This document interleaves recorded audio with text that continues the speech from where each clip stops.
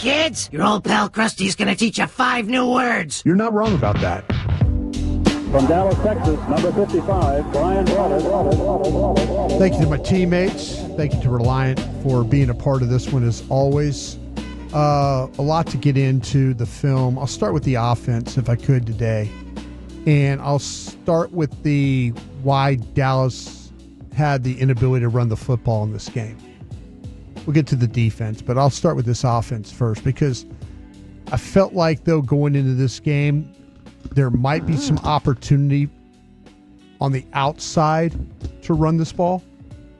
And I kind of felt like that there were going to be ways that Dallas could control these inside three and then work that off the edge and be able to do that. They just never were able to do that. And I think the number one reason, Zach, did you look at the tape this one? Did you get to see it? Yes. All right. So just chime in if you feel free. But the number one reason why Dallas offense, especially running the football, is about movement. It's about down blocks. It's combo blocks. It's about pulling. It's about the lineman pulling. It's about the tight end pulling. It's about the fullback pulling. You know, when they play, how they play Hunter Lipke. In this game, Carolina destroyed those opportunities for you. The way that they played with penetration in this game, it was with Robinson. It was also Derek Brown. Bobby Brown was another factor in this thing, number 97. And what happens is Dallas, their game is based on that ability to get push front side, whether it's their tight ends or their tackle guard combination to get push, and then allow the pullers to get around, either kick out or to log or to do what they need to do in order to create space. Carolina didn't let them do that. Carolina, and maybe it had a little bit to do, Dawson, with what happened with Tyler Smith and working with Hoffman. Continuity with your offensive line. And you're thinking like, okay, if you're Tyler Smith, you're like, if I have to combo with somebody and I'm working with the center, in this case Hoffman, and I just bump that guy to the center, and then I'm up on the second level, where there were a couple times where he shoved his guy to Hoffman and Hoffman couldn't handle it. Hoffman couldn't get head in front. Hoffman was like almost playing what we call half man, like he was trying to get across. He couldn't make it. Robinson a couple of times was able to fight him off and then be right there for the tackle. But the big thing to me was they were able not to get that push, but the pullers with the penetration. Because there were times when they'd pull Smith going left to right, trying to get the edge. They have Hunter Lipke behind, maybe helping to be part of the pull. And Smith gets picked off by a penetrating lineman. So now it's Smith gets picked off. They can't get Hunter Lipke up to get a block.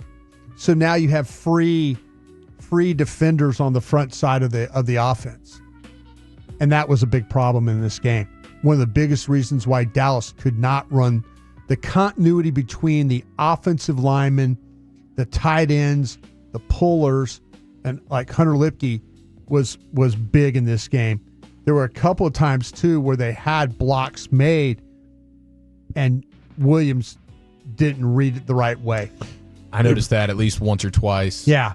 They ran a play down on the goal line, tight red zone, where they had everything like we were talking about. Everything got sealed, and Dak handed him the ball, and he, instead of pressing front side and trying to get the 4 or 5 yards and get down closer to the goal line, he tried to bounce the ball back. He didn't trust what he saw or didn't see it front side, which he has the majority of the year.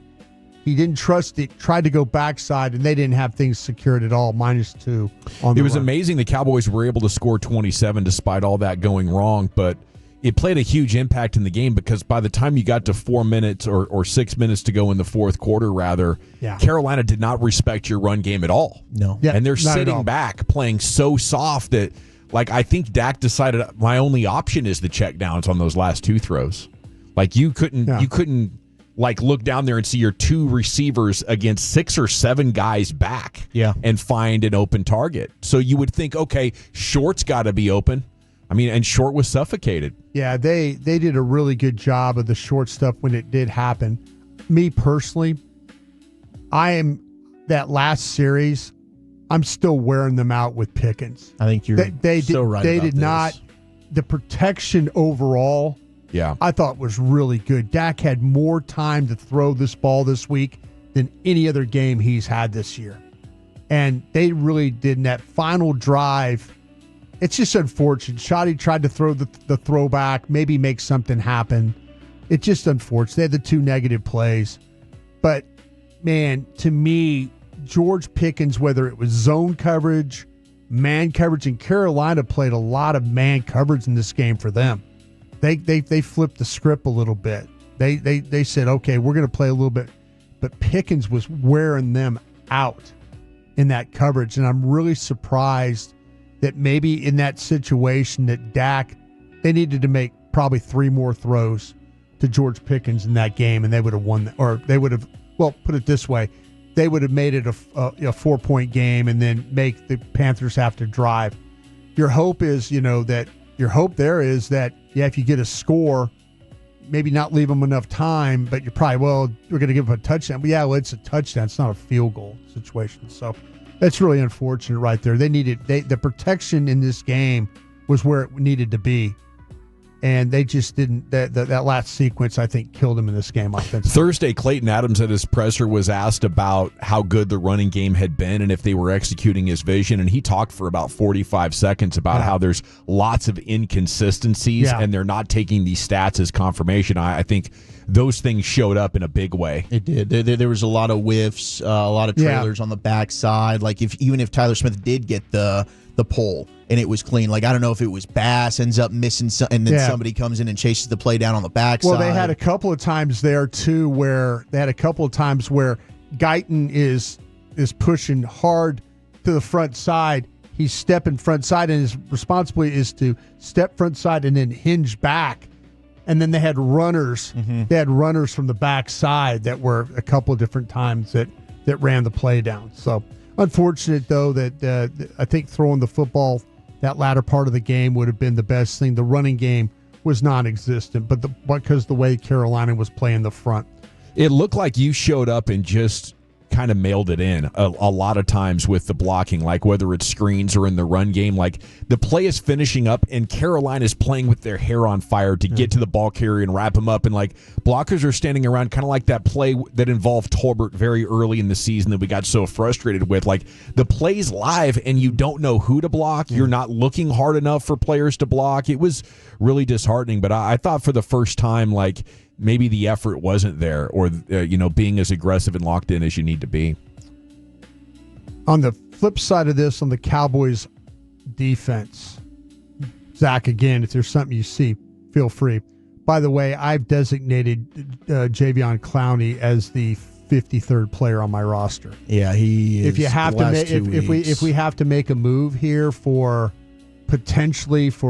add somebody to the roster, he's your first gone. You're not getting anything from him. He's my 53rd player right now, is what I would say. We'll see what they would do with Mozzie Smith or something like that. They might do something with Mozzie. The fact that he was back to being inactive this week.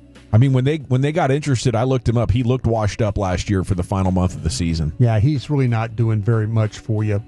That I think that not affecting the game in a good way. Carolina had a really good plan as far as running the football, and what they did was they took advantage of your 3 techniques is what they did by double teaming them. So what they did was they created space by pushing your 3, blocking your 1. They weren't concerned with Kenny Clark and they weren't concerned with Jay Toia at all. They single blocked those guys and they pushed. Whether it was Oso Digizua, they were pushing Solomon Thomas. Whoever was the 3 was getting pushed, and that's where they were going to take the football. They did a really nice job with that.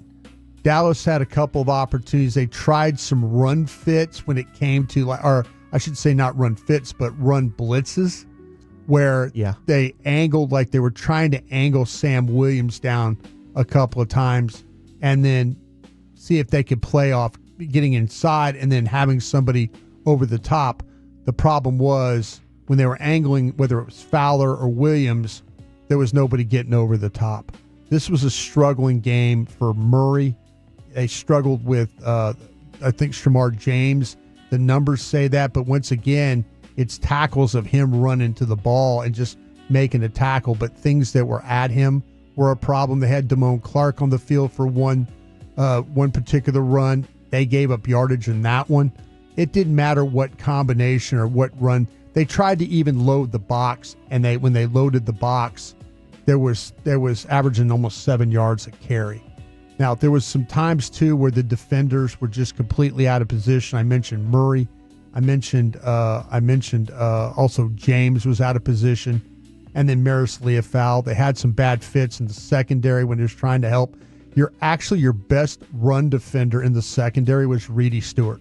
Yeah, he had one really good player along the goal line in the first half. Stewart is one of these guys, the closer they line him up to the slot and in the line of scrimmage, he is going to try and make a play.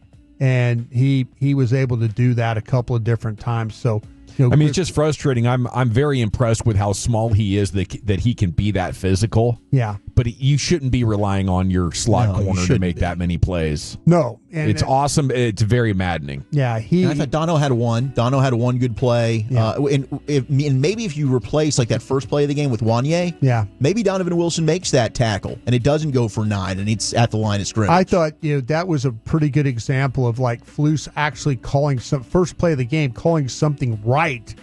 And they get a free runner and they miss the play and it ends up being a 9-yard run. That's kind of how this defense plays. Do you feel like maybe they're missing Malik Hooker? I don't think so. I don't think so. I think what the biggest problem to me is when they are playing, they're playing coverage. I just don't think that you can put Donovan Wilson in any kind of coverage situation and expect anything good to happen from it. I don't know how you could sit there and say, okay, let's put him one-on-one. And even what happened down in the second, I mentioned the second Ted McMillan touchdown, that why is Diggs waving him off so he can cover a tight end, and he's putting Wilson in a situation where Wilson's having to play the receiver? That to me doesn't make a whole hell of a lot of sense in how you play that. I think the big one's the 4th and 3, and I know we got asked about that a lot with Bland playing off. But I think when you go back and watch it, and they were trying to they were trying to buzz the linebacker. I think it was actually a pretty good call. Yeah, from Flus there. I think Flus knew what they were going to do, where they were going to throw the ball. He just had a defender once again. We've seen this cover 2, that Tampa 2, where they run the Mike linebacker through the middle of the field into the deep part of the defense. And they don't get there then.